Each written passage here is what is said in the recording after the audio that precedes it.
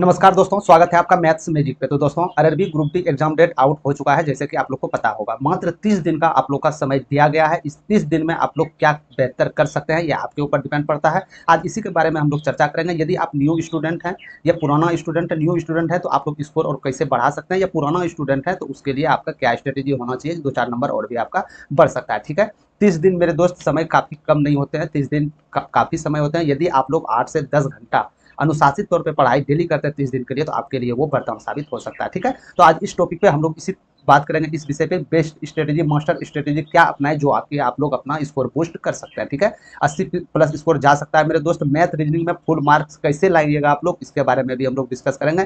Total 30 दिन का आप लोग कंप्लीट प्लान है मेरे दोस्त। तो इसके अकॉर्डिंग यदि आप लोग चलते हैं तो ये हम वादा करते हैं कि आपके आने वाले एग्जाम्स में नंबर आप लोग को बढ़ोतरी देखने को मिल सकता है। ठीक है, तो चलते हैं हम लोग सेशन की तरफ। यदि सेशन से जुड़ गए मेरे दोस्त तो लाइक कर दीजिएगा। जो भी स्टूडेंट ग्रुप डी के लिए तैयारी कर रहे हैं उसके पास शेयर भी कर दीजिएगा, जिससे हो सके ये उसको बेस्ट प्लान जो है उसका एक जिंदगी के लिए बेहतर निर्णय हो सके। ठीक है, तो चलते हैं हम लोग। सबसे पहले इन बातों पे ध्यान रखना है मेरे दोस्त कि परीक्षा के आखिरी यदि 30 दिन बचा है आपको मेरे दोस्त, उसको क्वालिफाई करने के लिए आपको स्मार्ट वर्क की आवश्यकता पड़ेगी। स्मार्ट वर्क होना चाहिए आप लोग को। ये नहीं कि आप शुरू से आप लोग स्टार्ट कर दिए पढ़ना, वैसा नहीं होना चाहिए। स्मार्ट वर्क कैसे अपनाइएगा तो उस सेशन में हम लोग बात करेंगे।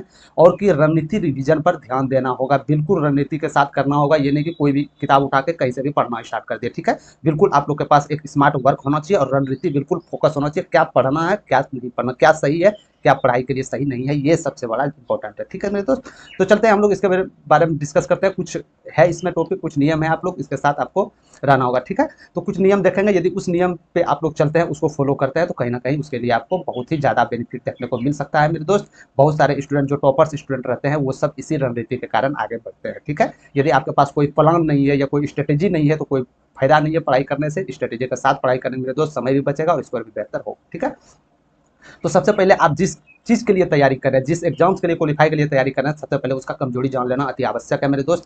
क्योंकि इसका एग्जाम पैटर्न आप लोग देख सकते हैं। टोटल 25 प्रश्न आप लोग के विज्ञान के रहेंगे, सब विज्ञान के रहेंगे, जो 10th स्टैंडर्ड एनसीईआरटी के अंडर में पूछे जाएंगे। ठीक है, मैथ में 25 प्रश्न रहेंगे और 30 प्रश्न आप लोग के रीजनिंग में रहेंगे, जो कि बहुत ही इंपॉर्टेंट प्रश्न है। और इसमें कैसे फुल मार्क्स आप लोग ला सकते हैं, इसके बारे में भी हम लोग डिस्कस करेंगे। और आपका जीके और करंट अफेयर से भी प्रश्न देखने को 20 प्रश्न मिलेंगे। टोटल 100 प्रश्न का रहेगा मेरा दोस्त, और 90 मिनट आपको, ओनली 90 मिनट समय रहेगा। तो आपका एक्यूरेसी मेंटेन और टाइम टेकन भी बहुत इंपॉर्टेंट है। ठीक है, और 1/3 आप लोग के लिए निगेटिव रहेगा, जो कि बहुत ही खतरनाक निगेटिव इसमें अप्लाई होता है रेलवे के लिए। ठीक है, समझ गए। तो चलिए कुछ महत्वपूर्ण नियम के बारे में हम लोग डिस्कस कर लेते हैं। इस नियम के अकॉर्डिंग आपको चलना है मेरे दोस्त। तो 100% आप लोग के लिए सिलेक्शन इम्पॉसिबल नहीं है। ठीक है, इस नियम के अनुसार चलते हैं तो पॉसिबल है कि आपका सिलेक्शन आगे वाले एग्जाम्स में हो जाए। ठीक है, तो पहला नियम पे इस बात पे ध्यान रखना, सबसे पहला नियम पे मेरे दोस्त कि नया टॉपिक आपको बिल्कुल नहीं पढ़ना है। समझ गए, बिल्कुल नया टॉपिक नहीं पढ़ना है, क्योंकि मात्र 30 दिन आप लोग के लिए एग्जाम का समय बचा है। तो नया टॉपिक आपका नहीं होना चाहिए।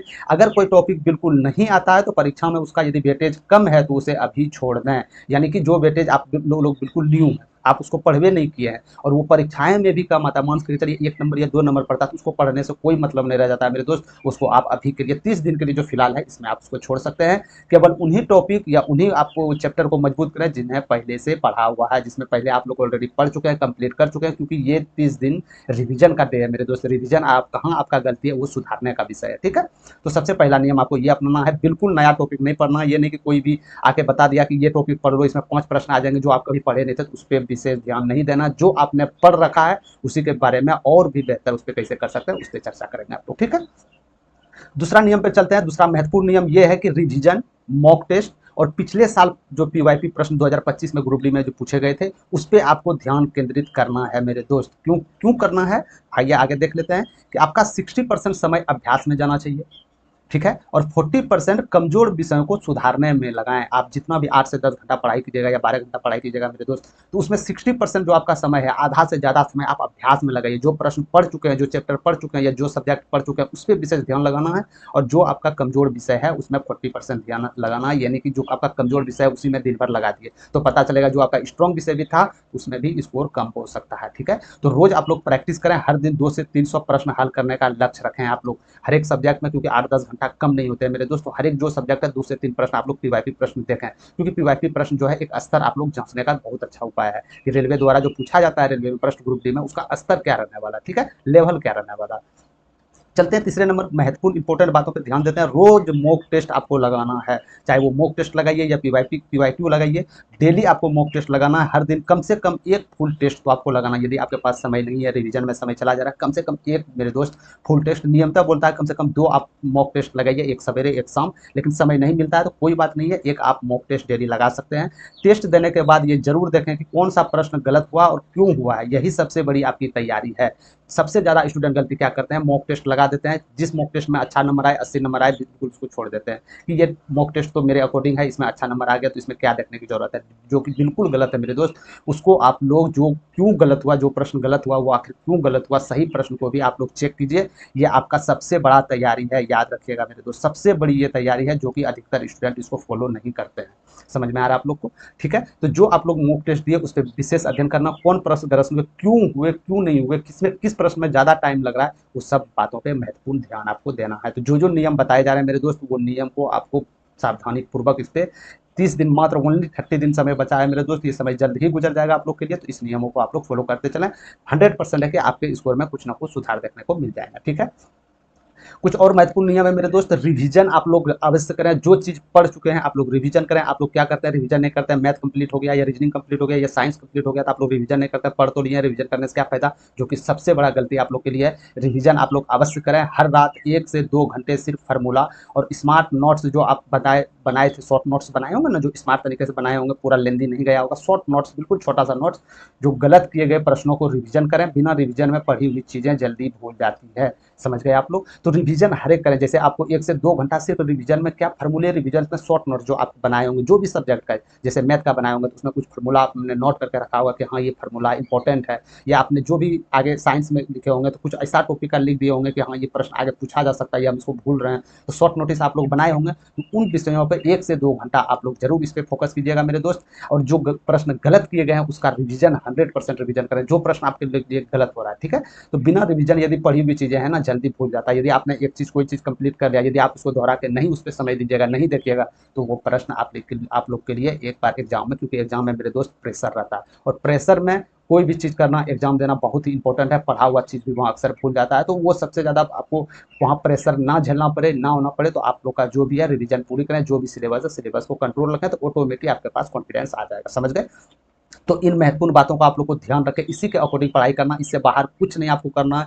कोई ज़्यादा इसमें है नहीं मेरे दोस्त, मात्र एक एग्जाम है, तो जो जान जी लगाना है आपको एक सीबीटी 1 में लगा देना, इसके बाद आप लोग के लिए पीटी हो जाएगा। और फिलहाल ग्रुप डी के लिए सीबीटी जो जारी हुआ था मेरे दोस्त, सॉरी माफ कीजिएगा, जो इसका कटअप जारी हुआ था, जो इसका आंसर किया है, जो इसका रिजल्ट आया था, उसमें आपको पता चल गया होगा कि इसमें आपको किस लेवल तक मेहनत करना होगा, क्योंकि 80+ इसको लाना बेहद ही जरूरी है। ठीक है, सबसे बड़ी बात करेंगे कि ग्रुप डी में यदि आप सिलेक्शन लेना चाहते हैं तो सबसे पहले आपको मैथ रीजनिंग स्ट्रेटेजी अपनाना होगा, फुल में फुल मार्क्स आपको लाने की कोशिश करना होगा, क्योंकि मैथ और रीजनिंग के बिना अधूरा है।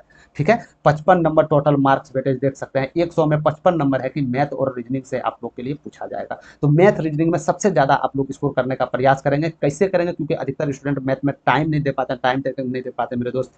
शुरू में एग्जाम हॉल में शुरू में मैथ्स आ जाते हैं, कुछ सवाल करते हैं, बाद में पता चलता है छूट जाता है, साइंस का सवाल छूट जाता है, तो वो सब के विषय में हम लोग आज चर्चा करेंगे। उसमें कैसे, कौन अप्रोच से आपको बनाना है, किस तरह से बनाना है, किस सवाल को छोड़ना, क्या करना है, उसके विषय में हम लोग देख लेते हैं। ठीक है, तो मैथ्स रीजनिंग में फुल मार्क्स कैसे लाएं, इसके लिए आप लोग के लिए है। तो सबसे पहला आपको इन बातों पे ध्यान रखना है कि ग्रुप डी की परीक्षा में मैथ्स रीजनिंग सबसे अधिक स्कोरिंग करने वाला है। ये तो आप लोग को खूबी पता होगा मेरे दोस्त कि मैथ रीजनिंग में ही सबसे ज्यादा आप लोग स्कोर कर सकते हैं। समय बचाने वाले भी विषय हैं, ये समय उसके लिए बचाते हैं जो न्यू अप्रोच के साथ मैथ बनाइएगा। यदि आप पुराने तरह मैथ, यदि 10th और 11th में जिस तरह पढ़ के आए हैं उस लेवल का मैथ बनाइएगा मेरे दोस्त, तो कोई फायदा नहीं है इसमें तैयारी करने से आपको। तो समय कैसे बचाएं, तो ये लोग, यदि आप मेरा सेशन अटेम्प्ट करते होंगे ग्रुप डी का, तो उसमें खूब ही पता चल जाता है। जो आपको मेथड बताते थे कि ऑप्शन विधि से कैसे बनाएं, आप लोग यूनिट डिजिट से कैसे सॉल्व करें, क्योंकि उसमें बहुत ज़्यादा समय आप लोग के लिए बचता है। ठीक है, तो इन बातों पे मैथ्स वाले स्टूडेंट जो मैथ्स में कमजोर है, इन बातों पे आपको ध्यान रखना है। फुल मार्क्स का मतलब हर एक सवाल को करना नहीं होता है मेरा दोस्त। जो हम बोल दिए कि नहीं फुल में 25 मार्क होनी चाहिए, तो हर एक सवाल नहीं करना, लेकिन हाँ जितने सवाल आप लोग कर रहे हैं उसमें 100% सही होना चाहिए, एक्यूरेसी मेंटेन रहना चाहिए आप लोग को। ठीक है, बल्कि जितने सवाल आप करें हैं वो 100% सही होनी चाहिए, यानी एक्यूरेसी बहुत ज़्यादा जरूरी है, क्योंकि इसमें नेगेटिव 1/3 नेगेटिव है, कहीं ना कहीं नेगेटिव इंपैक्ट देखने को आप लोग के एग्जाम में या स्कोर कार्ड में देखने को मिल सकता है। ठीक है, तो जितना प्रश्न आप लोग जानते हैं या जितना जो चीज़ करते हैं उसी पे आपको फोकस करना है। समझ गए? आगे की ओर चलते हैं। पिछले प्रीवियस ईयर्स पेपर यानी 2025 2024 8/2024 के नोटिफिकेशन के अंतर्गत जो आपका रिजल्ट आया मेरे दोस्त, उसमें जो भी सवाल आपका पूछा गया है 3 से 4 सालों के ग्रुप डी के गणित प्रश्नों को कम से कम 2 बार हल करें। रेलवे अक्सर प्रश्नों के पैटर्न को दोहराता है। ये आप लोग को पहले से भी हम बता रहे हैं कि एग्जाम्स जो है ना, यदि आपको लेवल जानना है, रेलवे कमजोरी जानना है मेरे दोस्त, सबसे पहले उसका सिलेबस जानकारी लीजिए। सिलेबस जानकारी लेने के बाद उसका जो प्रीवियस ईयर्स पेपर जो रिसेंटली पूछा गया या उससे 1 साल पहले पूछा गया है, उन सब प्रश्नों को आप लोग चेक कीजिए, उन सब प्रश्नों को आप बनाइए, कहाँ क्या लेवल आ रहा है प्रश्न का, कहाँ से कौन चैप्टर से ज़्यादा सेट कर रहे हैं, कौन से चैप्टर में आपको परेशानी है, तो यहाँ से आप लोग बिल्कुल ईजी वे अपना यहाँ से निकाल सकते हैं। ठीक है, तो PYQ बहुत ही वरदान साबित है, और खास करके न्यू स्टूडेंट के लिए, खास करके न्यू स्टूडेंट के लिए बहुत जरूरी है मेरे दोस्त। न्यू स्टूडेंट जो हैं, जो कभी भी एग्जाम्स नहीं दिए हैं या एक ही या 2 ही एग्जाम दिए हैं, आप लोग कट ऑफ से वंचित हो गए हैं पिछले बार, तो इसमें आपका बेहतरीन मौका है। जितने भी PYP प्रश्न है, PYP प्रश्न आप लोग ग्रुप डी देख चुके हैं कि किस लेवल का प्रश्न ग्रुप डी में आता है, तो उसको कम समय में सॉल्व आप लोग को करना बेहद ही जरूरी है। ठीक है, तो अक्सर पिछला पैटर्न 60 से 70% के बीच में ऐसा सवाल होता है जो रिपीटेड करता है। समझ गए यहाँ तक? अब आगे चलते हैं कि मैथ्स में आप समय कैसे बचाएं। जो अधिकतर स्टूडेंट इसमें मैथ्स में ये गलती करते हैं कि समय नहीं बना तो देते हैं सवाल, बनाना सबसे बड़ा इंपॉर्टेंट नहीं है मेरे दोस्त। सवाल आप भी बना सकते हैं। आप एक चीज़ नोटिस किए होंगे, यदि एग्जाम्स में 25 सवाल आए, तो यदि वहाँ पे आप 20 सवाल करके आए, यही 25 सवाल आप यदि अपना घर पे या आप जहाँ पे रहते हैं वहाँ पे यदि ये सवाल आप करते हैं, तो 25 में 25 सवाल बन जाता है। आखिर क्यों? इसका भी रीजन है मेरे दोस्त। सबसे महत्वपूर्ण इसका रीजन है कि आप लोग उस लेवल का प्रैक्टिस नहीं कर पाते हैं, वहाँ जाकर दबाव में आ जाते हैं, प्रेशर में आ जाते हैं, न्यू अप्रोच नहीं अपनाते हैं, बिल्कुल बेसिक तरीका से आप लोग बनाना स्टार्ट कर देते हैं हर एक मैथ को। तो ये सबसे बड़ा कमजोरी आप लोग के लिए होता है। ठीक है, तो इन कमजोरियों को आप लोग को सुधारना है यदि सिलेक्शन आपकी ग्रुप डी में चाहिए तो। ठीक है, तो समय आपको बचाने के लिए हर एक सवाल 1 सेकंड में हल नहीं किया जा सकता मेरे दोस्त। ये कोई आप लोग है नहीं, अंतर्यामी तो है नहीं कि हर एक सवाल को ऑप्शन देखे और वहां से टिक करके आ गए। ठीक है, हर एक सवाल को 1 सेकंड में सॉल्व नहीं किया जा सकता है, लेकिन जिन प्रश्नों में ऑप्शन मेथड या यूनिट डिजिट मेथड लागू होती है, उन्हें आप समय जरूर बचा सकते हैं। कहने का क्या मतलब है, कोई भी प्रश्न है, उसका एक प्रश्न आपको लास्ट में जो है, सबसे लास्ट वीडियो के लास्ट में एक प्रश्न ऐसा देंगे कि वो प्रश्न जो है ना, बड़ा अजीब सा प्रश्न है, बनाइएगा तो 1 मिनट ज़्यादा समय लग जाएगा। थोड़ा सा स्मार्ट अप्रोच ऑप्शन विधि या अपनाइएगा, यूनिट डिजिट अपनाइएगा, तो 1 सेकंड के अंदर सॉल्व कर सकते हैं। तो बहुत सारे ऐसे मैथ्स होते हैं, सिर्फ आपके पास पहुंचाने का, आपके पास समझने की देरी है कि ये प्रश्न को आप कैसे करें। और अधिकतर टीचर ये बताते नहीं है मेरे दोस्त। ये टीचर अधिकतर SSC वाले जो टीचर होते हैं, वो इस नियम को फॉलो करते हैं, क्योंकि वहाँ 25 में 15 मिनट को कुछ ऐसे समथिंग में दिया जाता है। ठीक है, तो सबसे पहले आपको अप्रोच ये लगाना है कि हर एक प्रश्न को आप लोग एक्स पे नहीं चले जाइएगा। हर एक प्रश्न को नहीं, हर एक प्रश्न पे आप एग्जाम्स में आए प्रश्न, कोई भी प्रश्न हो, यदि आपके मैथ्स या मॉक टेस्ट दे रहे हैं, ऑप्शंस के साथ साथ सवाल को हम बार बार अपने सेशन में आप लोग को बताते चले हैं कि ऑप्शन के साथ साथ सवाल के साथ साथ ऑप्शंस को भी चेक करते चलिए। यूनिट डिजिट मतलब माइंड आपको एक्टिव रखना है। ठीक है, सवाल को बनाते समय तो याद रखिएगा ऑप्शन मेथड और यूनिट डिजिट नियम लागू होती है, तो जो आपको समय बहुत ज़्यादा समय बचता है, ये हमने प्रैक्टिकल किया हुआ है। ठीक है, दूसरे नंबर पर चलते हैं कि इसी तरह कई ऑब्जेक्टिव प्रश्नों में पहले चरणों में ऑप्शंस को देखकर गलत विकल्पों को चुनकर हटाया जा सकता है। होता है ना कि गलत ऑप्शन में चुन के वहां से प्रश्न को आप बिल्कुल हटा सकते हैं कि ये प्रश्न हो ही नहीं, ये ऑप्शन हो ही नहीं सकते हैं 3 को, बाकी बात ऑप्शन आपका एक ही बचता है। ठीक है, तो इसे ही ऑप्शन एलिमिनेशन मेथड बोलते हैं मेरे दोस्त। इससे समय भी बचता है और एक्यूरेसी भी आपका सुधार होता है। समझ गए?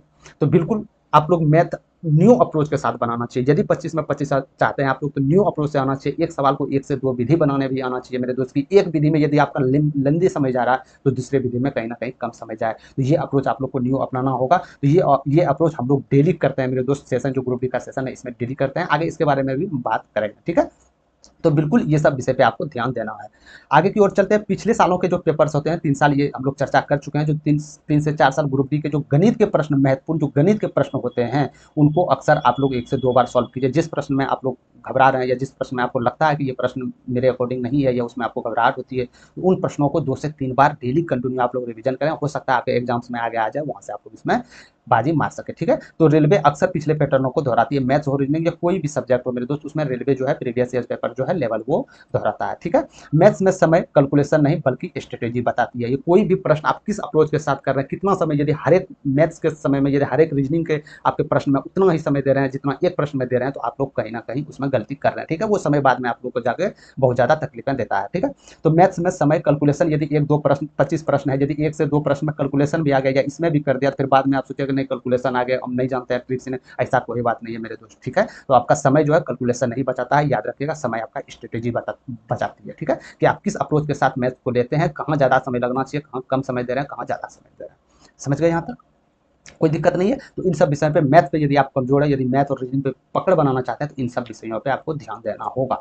ठीक है, आखिर में सबसे महत्वपूर्ण नियम ये है मेरे दोस्त, याद रखिए कि ग्रुप डी में सिलेक्शन उसकी नहीं होती है जो पढ़ाई करते हैं, जो दिन रात पढ़ाई कर रहे हैं या बहुत अच्छी तरीके से पढ़ने में दिन रात कॉपी पलटाते रहते हैं, उसका सिलेक्शन नहीं होता है। आप लोग को ये बात याद रखना होगा। सिलेक्शन बल्कि उसका होगा जो प्रैक्टिस करते रहते हैं, चाहे वो एमसीक्यू के तौर पे हो या मॉक टेस्ट के तौर पे हो, एक्यूरेसी जो मेंटेन करते हैं, जो निगेटिव सबसे ज़्यादा कम करता है। आपको बोले ना कि 25 में 25 लाना जरूरी नहीं है, आप है 24 ही लाइए, लेकिन एक्यूरेसी 100% आप रखिए कि 24 मैथ की है तो 24 सही होनी चाहिए, ठीक है। और टाइम मेजरमेंट सबसे ज़्यादा रोल निभाता है मेरे भाई, और ये टाइम मेजरमेंट जो है ये मैथ्स सबसे ज़्यादा रोल आपका मैथ्स और रीजनिंग निभाता है, ठीक है। क्योंकि यदि मैथ्स और रीजनिंग में समय आप बचा चुके हैं तो आने वाले विषयों में आपका समय बिल्कुल खपत नहीं होगा। साइंस में सब खपत नहीं होता मेरे दोस्त, साइंस क्या है, आप पढ़िए ऑप्शन चुनिए और मानिए, ठीक है। लेकिन मैथ्स में आपको कहीं ना कहीं टाइम मेजरमेंट करना आता है। या अधिकतर स्टूडेंट ये खुश हो जाता है कि हम यहाँ बनाते हैं 25 में 25 मैथ बन जाता है, लेकिन आप ये देखिए ना टाइम मेजरमेंट क्या हो रहा है, आपका एक्यूरेसी कैसा है, कितना प्रश्न को सही कर रहे हैं, कितना अटेम्प्ट की, समझ गए यहाँ तक, ठीक है। तो ये आप लोग के लिए कुछ महत्वपूर्ण नियत है, इन सब विषयों पे आप लोग को ध्यान रखना होगा, क्या पढ़ना है क्या नहीं पढ़ना है ये आपका विषय है मेरे दोस्त। और टाइम टेबल कोई दूसरा टीचर आपको बना के नहीं दे सकता, यदि दूसरे टीचर बना के दे रहा है कहीं ना कहीं उसके प्रेशर में आप हैं। तो क्या क्या पढ़ाई करना है, आपका कौन सा सब्जेक्ट कमजोर है, कौन सा सब्जेक्ट स्ट्रॉन्ग है, ये आपको बेखूबी पता होगा। तो आप उसी के अकॉर्डिंग पढ़ाई कीजिए। जैसे मैथ में आप कमजोर थोड़ा सा है तो मैथ में कुछ ज़्यादा समय दे दीजिए, ये चैप्टर मेरा कमजोर है, ये प्रश्न पूछे जा रहा है रेलवे में, उस पर ज़्यादा कीजिए। और सबसे ज़्यादा एमसीक्यू मेरे दोस्त ये विषय होता है, ठीक है। तो हम लोग डेली 3 बजे करते थे मेरे दोस्त, जितने भी पीवाईक्यू प्रश्न पूछे गए थे रेलवे में 2024 के अंतर्गत जो पूछे गए थे प्रश्न वो करते थे, स्टार्टिंग से कर रहे थे। फिलहाल आपका 28 तारीख से सेकंड शिफ्ट में जो पूछे गए थे वो प्रश्न हम लोग करने वाले थे, लेकिन इतना अब कम समय आ गया, मात्र 30 दिन आप लोग के लिए समय बचा है मेरे दोस्त, तो बहुत ही कम समय है। यदि इसमें आप लोग इतना कर भी सके तो वहां तक आप लोग नहीं जा सकते हैं, ठीक है। तो डेली इसी टाइम पे यानी डेली 3 बजे ही आप लोग के लिए जो सबसे लास्ट एग्जाम ग्रुप डी का कब हुआ था, 10 फरवरी को हुआ था मेरे दोस्त, थर्ड शिफ्ट तक लास्ट एग्जाम चला था।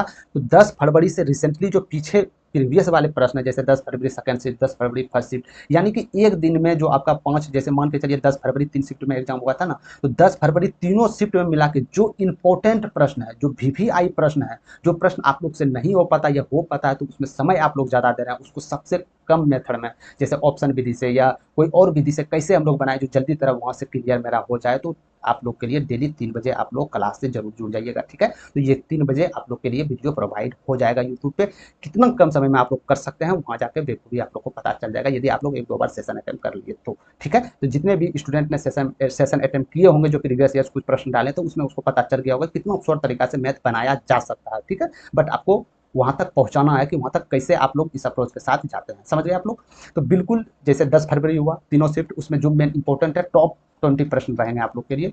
टॉप 20 प्रश्न ग्रुप डी में जो 2025 में जो पूछे गए थे मेरे दोस्त, जो रिसेंटली एग्जाम हुए थे जो आपका 2025 में, इसमें जो मेन टॉपिक पूछे गए थे उन टॉपिक को हम लोग कवर करेंगे। और वो सब प्रश्न को बिल्कुल आलतू फालतू प्रश्न हम लोग नहीं लाएंगे, ठीक है। कि 2 जोड़ 2 कितना होता है वो प्रश्न लाएंगे, जिसमें आपको ज्यादा समय जा रहा है उसको कम समय में कैसे करना है ये लोग हम लोग वहाँ पे करेंगे, ठीक है।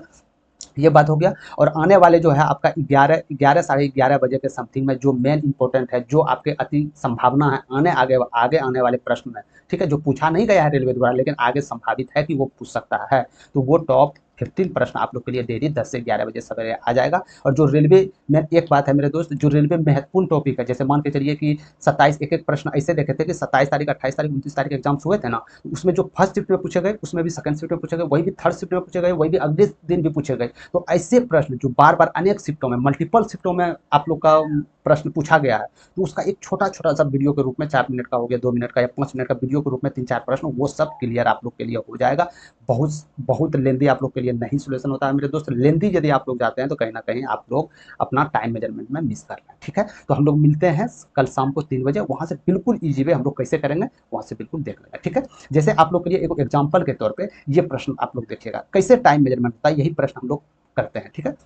ये ग्रुप डी में पूछा 2025 में पूछा गया था मेरे दोस्त, और ये हम वादा करते हैं ये प्रश्न यदि आप बनाने चले नियम से, यदि जिस प्रकार बोला गया यदि उसके अकॉर्डिंग बनाने चले ना, तो 1 मिनट से ज़्यादा समय लग जाएगा। नहीं विश्वास है तो आप बना के देख लीजिए, 1 मिनट से कम समय में बना या 15 सेकंड के अंदर बना या 30 सेकंड के अंदर बना, तो आप हमको कमेंट करके बता दीजिएगा कि हाँ हम सबसे कम समय में करते हैं। क्योंकि क्वेश्चन देख लीजिए, एक समलंब चतुर्भुज के आकार के खेत की समांतर भुजाएं 60 और 77 मीटर है और समांतर भुजाएं 25 मीटर और 26 मीटर है, खेत का क्षेत्रफल क्या होगा, ठीक है। तो ये थोड़ा सा डिफिकल्ट प्रश्न है, आपको लग रहे होंगे ये एक समांतर है मेरे दोस्त, ये आपका भुजा 60 दिया गया था, ये 77 दिया गया था, तो इसका एरिया पूछा जा रहा था, ठीक है। तो एरिया जो निकलता है हाफ समांतर भुजा का योग गुना इसका जो ऊंचाई हो जाता है ना, ये ऊंचाई होता है, तो इसको निकालने के लिए सबसे पहले आपको हाइट को निकालना होगा, और हाइट को निकालने के लिए आपको हीरोन फार्मूला का यूज करना होगा, जो काफ़ी लेंदी समय है। तो इसको हम 1 मिनट के अंदर या 1 मिनट के अंदर इसको कैसे बनाते हैं, इसको यहाँ पे आप देख सकते हैं। ये सिर्फ एग्जाम्पल के तौर पे आपको बता रहा है। ऐसा बहुत सारे प्रश्न है जिसमें स्टूडेंट 1 मिनट से ज़्यादा समय लेते हैं, वहाँ जाके फिर 2 मिनट में बना देते हैं, समय नहीं बच पाता है। और ये सवाल में जो ग्रुप डी में पूछा गया था, बहुत ही कम स्टूडेंट ने इसका जवाब दिया था। ठीक है,